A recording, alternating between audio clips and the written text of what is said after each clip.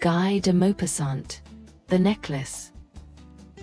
She was one of those pretty and charming girls born, as if by an error of fate, into a family of clerks. She had no dowry, no expectations, no means of becoming known, understood, loved or wedded by a man of wealth and distinction, and so she let herself be married to a minor official at the Ministry of Education. She dressed plainly because she had never been able to afford anything better, but she was as unhappy as if she had once been wealthy. Women don't belong to a caste or class. Their beauty, grace, and natural charm take the place of birth and family. Natural delicacy, instinctive elegance, and a quick wit determine their place in society, and make the daughters of commoners the equals of the very finest ladies. She suffered endlessly, feeling she was entitled to all the delicacies and luxuries of life. She suffered because of the poorness of her house as she looked at the dirty walls, the worn-out chairs, and the ugly curtains. All these things that another woman of her class would not even have noticed, tormented her and made her resentful. The sight of the little Brenton girl who did her housework filled her with terrible regrets and hopeless fantasies. She dreamed of silent antechambers hung with oriental tapestries, lit from above by torches in bronze holders, while two tall footmen in knee-length breeches napped in huge armchairs, sleepy from the stove's oppressive warmth. She dreamed of vast living rooms furnished in rare old silks, elegant furniture loaded with priceless ornaments, and inviting smaller rooms perfumed, made for afternoon chats with close friends, famous, sought-after men, who all women envy and desire. When she sat down to dinner at a round table covered with a 3-day-old cloth opposite her husband, who, lifting the lid off the soup, shouted excitedly, "Ah, beef stew!" What could be better? She dreamed of fine dinners, of shining silverware, of tapestries which peopled the walls with figures from another time and strange birds in fairy forests. She dreamed of delicious dishes served on wonderful plates, of whispered gallantries listened to with an inscrutable smile as one ate the pink flesh of a trout or the wings of a quail. She had no dresses, no jewels, nothing, and these were the only things she loved. She felt she was made for them alone. She wanted so much to charm, to be envied, to be desired and sought after. She had a rich friend, a former schoolmate at the convent, whom she no longer wanted to visit because she suffered so much when she came home.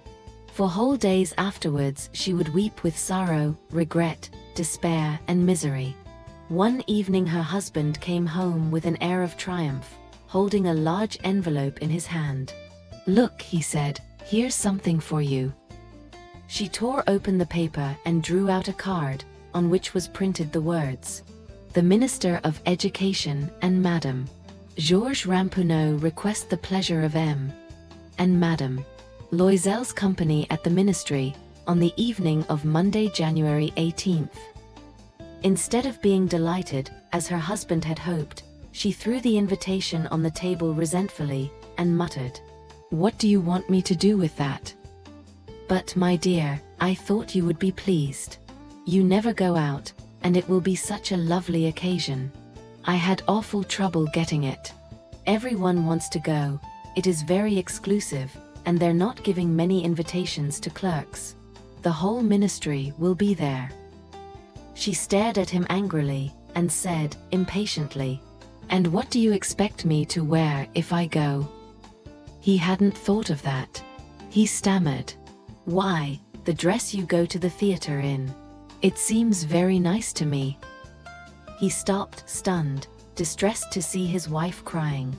2 large tears ran slowly from the corners of her eyes towards the corners of her mouth. He stuttered, "What's the matter? What's the matter?" With great effort she overcame her grief and replied in a calm voice, as she wiped her wet cheeks, "Nothing.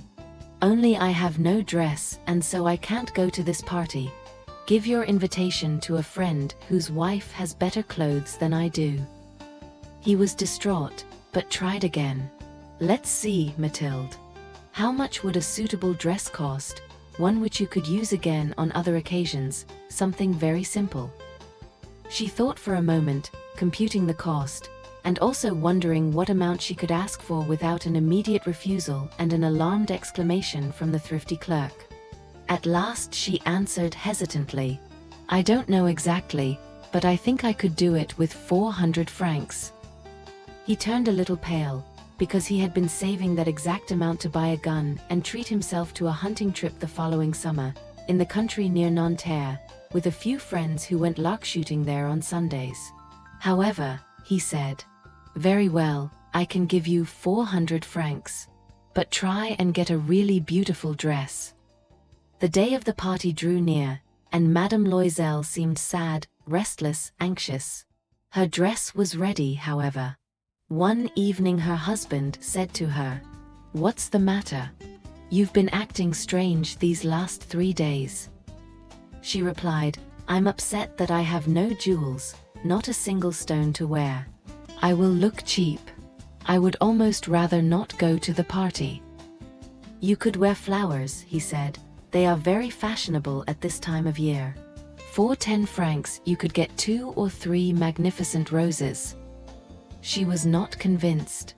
No, there is nothing more humiliating than looking poor in the middle of a lot of rich women. "How stupid you are!"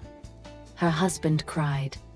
"Go and see your friend Madame Forestier and ask her to lend you some jewels. You know her well enough for that." She uttered a cry of joy. "Of course. I had not thought of that." The next day she went to her friend's house and told her of her distress. Madame Forestier went to her mirrored wardrobe, took out a large box, brought it back, opened it, and said to Madame Loisel, "Choose, my dear." First she saw some bracelets, then a pearl necklace, then a gold Venetian cross set with precious stones, of exquisite craftsmanship. She tried on the jewelry in the mirror, hesitated, could not bear to part with them, to give them back. She kept asking, "You have nothing else?" "Why, yes. But I don't know what you like." Suddenly she discovered, in a black satin box, a superb diamond necklace, and her heart began to beat with uncontrolled desire. Her hands trembled as she took it. She fastened it around her neck, over her high-neck dress, and stood lost in ecstasy as she looked at herself. Then she asked anxiously, hesitating, "Would you lend me this, just this?" "Why, yes, of course." She threw her arms around her friend's neck, embraced her rapturously, then fled with her treasure. The day of the party arrived. Madame Loisel was a success. She was prettier than all the other women, elegant, gracious, smiling, and full of joy. All the men stared at her, asked her name, tried to be introduced. All the cabinet officials wanted to waltz with her. The minister noticed her. She danced wildly, with passion, drunk on pleasure, forgetting everything in the triumph of her beauty, in the glory of her success, in a sort of cloud of happiness, made up of all this respect, all this admiration, all these awakened desires, of that sense of triumph that is so sweet to a woman's heart. She left at about 4 o'clock in the morning. Her husband had been dozing since midnight in a little deserted anteroom with 3 other gentlemen whose wives were having a good time. He threw over her shoulders the clothes he had brought for her to go outside in, the modest clothes of an ordinary life, whose poverty contrasted sharply with the elegance of the ball dress. She felt this and wanted to run away, so she wouldn't be noticed by the other women who were wrapping themselves in expensive furs. Loisel held her back. "Wait a moment, you'll catch a cold outside. I'll go and find a cab." But she would not listen to him, and ran down the stairs. When they were finally in the street, they could not find a cab, and began to look for one, shouting at the cabmen they saw passing in the distance. They walked down toward the Seine in despair, shivering with cold. At last they found on the quay one of those old nightcabs that one sees in Paris only after dark, as if they were ashamed to show their shabbiness during the day. They were dropped off at their door in the Rue de Martyrs, and sadly walked up the steps to their apartment. It was all over for her. And he was remembering that he had to be back at his office at 10 o'clock. In front of the mirror, she took off the clothes around her shoulders, taking a final look at herself in all her glory. But suddenly she uttered a cry. She no longer had the necklace round her neck. "What is the matter?" asked her husband, already half undressed. She turned towards him, panic-stricken. I no longer have Madame Forestier's necklace." He stood up, distraught. "What? How? That's impossible." They looked in the folds of her dress, in the folds of her cloak, in her pockets, everywhere. But they could not find it. "Are you sure you still had it on when you left the ball?" he asked. "Yes. I touched it in the hall at the ministry." "But if you had lost it in the street, we would have heard it fall. It must be in the cab." "Yes. That's probably it. Did you take his number?" "No." "And didn't you notice it?" "No." They stared at each other, stunned. At last Loisel put his clothes on again. "I'm going back," he said, "over the whole route we walked, see if I can find it." He left. She remained in her ball dress all evening, without the strength to go to bed, sitting on a chair, with no fire, her mind blank. Her husband returned at about 7 o'clock. He had found nothing. He went to the police, to the newspapers to offer a reward, to the cab companies. Everywhere the tiniest glimmer of hope led him. She waited all day, in the same state of blank despair from before this frightful disaster. Loisel returned in the evening, a hollow, pale figure. He had found nothing. "You must write to your friend," he said. "Tell her you have broken the clasp of her necklace and that you are having it mended. It will give us time to look some more." She wrote as he dictated. At the end of 1 week they had lost all hope. And Loisel, who had aged 5 years, declared, "We must consider how to replace the jewel." The next day they took the box which had held it, and went to the jeweler whose name they found inside. He consulted his books. "It was not I, madam, who sold the necklace. I must simply have supplied the case." And so they went from jeweler to jeweler, looking for a necklace like the other one, consulting their memories, both sick with grief and anguish. In a shop at the Palais Royal, they found a string of diamonds which seemed to be exactly what they were looking for. It was worth 40,000 francs. They could have it for 36,000. So they begged the jeweler not to sell it for 3 days. And they made an arrangement that he would take it back for 34,000 francs if the other necklace was found before the end of February. Loisel had 18,000 francs, which his father had left him. He would borrow the rest.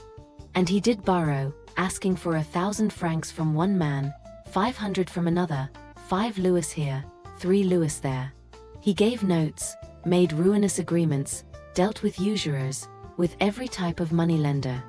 He compromised the rest of his life, risked signing notes without knowing if he could ever honor them, and terrified by the anguish still to come, by the black misery about to fall on him, by the prospect of every physical privation and every moral torture he was about to suffer, he went to get the new necklace, and laid down on the jeweler's counter 36,000 francs.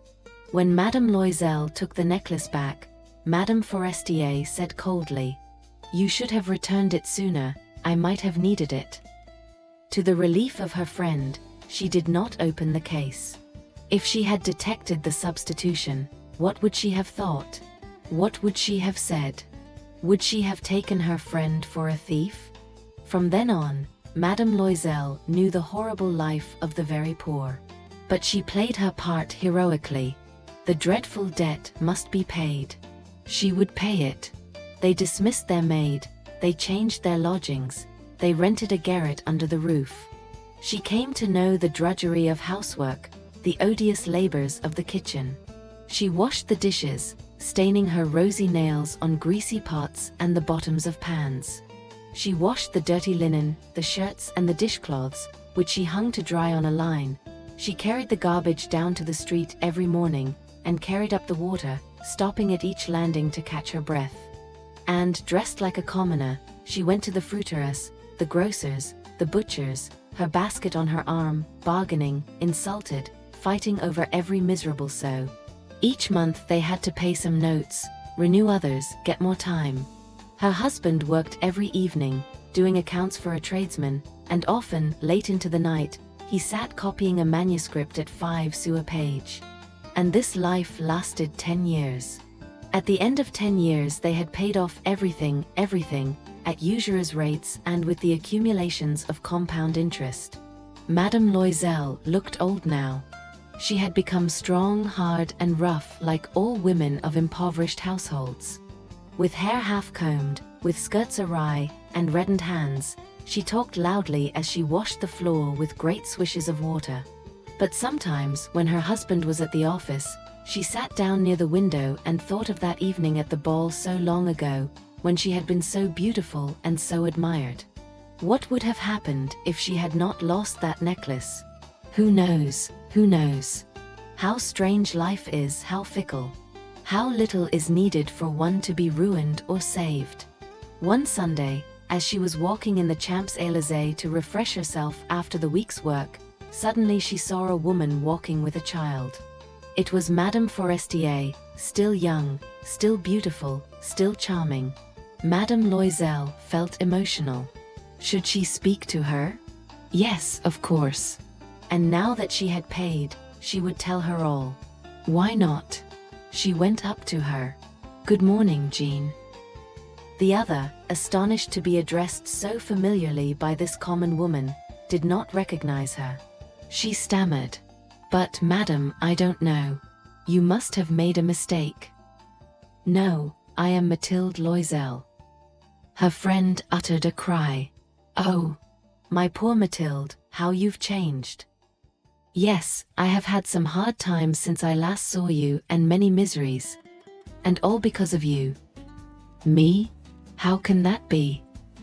You remember that diamond necklace that you lent me to wear to the ministry party? Yes.